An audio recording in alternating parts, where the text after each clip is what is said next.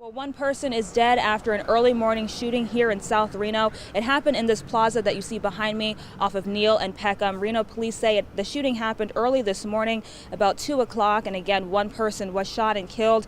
As devastation from Hurricane Harvey continues to mount in Texas, Americans are reaching into their pockets to help out those in need. It's not every day you'll see hundreds of vintage cars cruising through the streets of Reno, as thousands of people are expected to turn out for the 19th annual Race for the Cure 5K. Tonight on News 4 at 5, we'll have a closer look at preparations for this year's event and also hear one local woman's breast cancer survival story. The volunteers here learned a variety of life-saving skills, including how to extinguish a fire.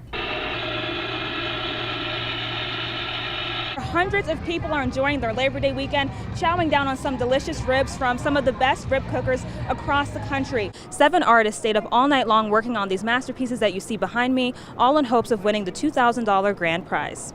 But you don't have to go all the way to Lake Tahoe for some fun on the water. There's a hidden gem right here in Sparks.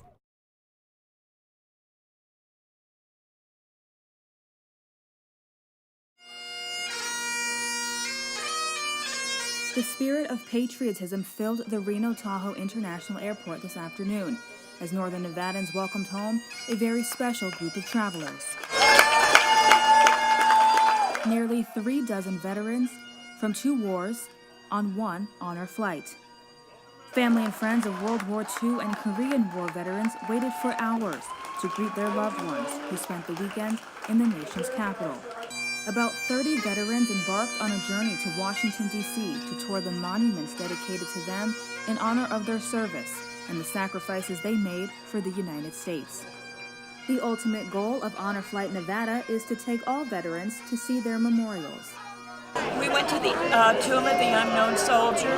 We saw the Korean Memorial, and we saw other memorials of the Navy, the Air Force Memorial. And it was exceptional. These war heroes say the trip was an extraordinary experience, but it wouldn't have been the same without each other.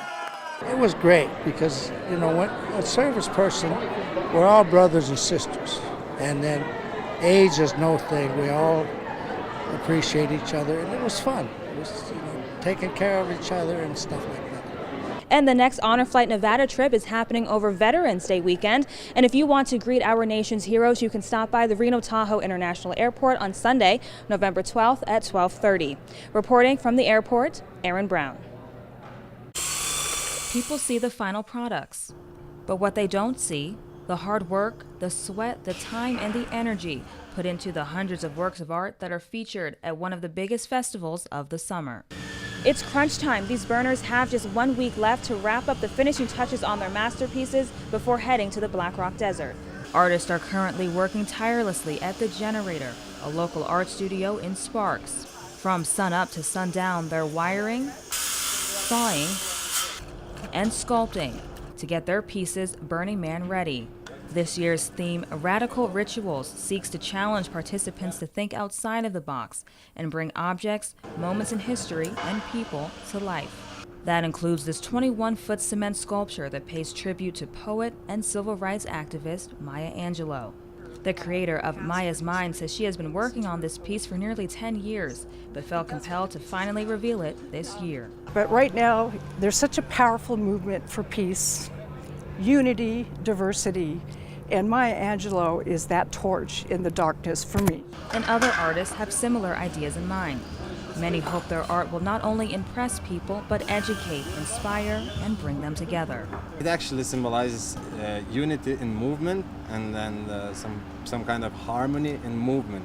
In just 1 week, these burners will join more than 50,000 people to take over the Black Rock Desert to celebrate culture, art, and innovation. Reporting in Sparks, Erin Brown. Highway 395 is back open today after being completely shut down earlier this week as the flames of the Slinkard fire threatened the highway near the state line near Topaz Lake. Traffic is flowing on the roadway today, but fire officials, as well as CHP and NHP, will be monitoring the situation as crews continue to battle the now 9,000-acre fire. Just a few hours ago, officials temporarily closed the highway due to a fire flare-up.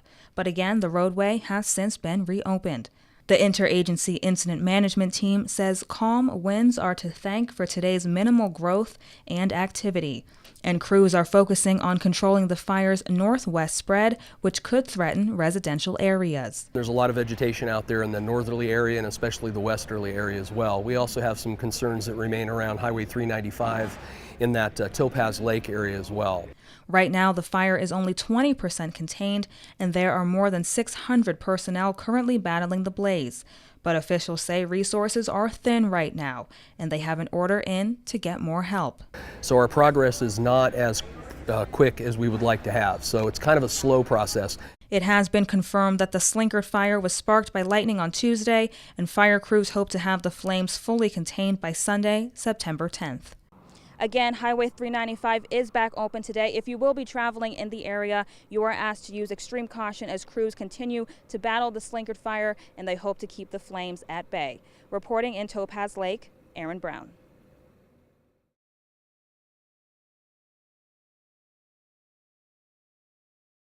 And a multi-vehicle crash near Susanville has left 3 people severely injured, including 1 person from Reno.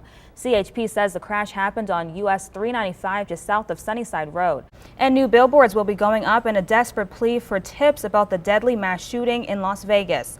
Investigators have now followed 1,000 leads, but still don't know why Stephen Paddock opened fire on a music festival, killing 58 people before killing himself. And local officials are encouraging Washoe County residents to sign up to receive emergency alerts that will send notifications in the event of a fire. And McDonald's is testing a McVegan burger, but there is a catch. You'll have to travel overseas to try it, at least for now.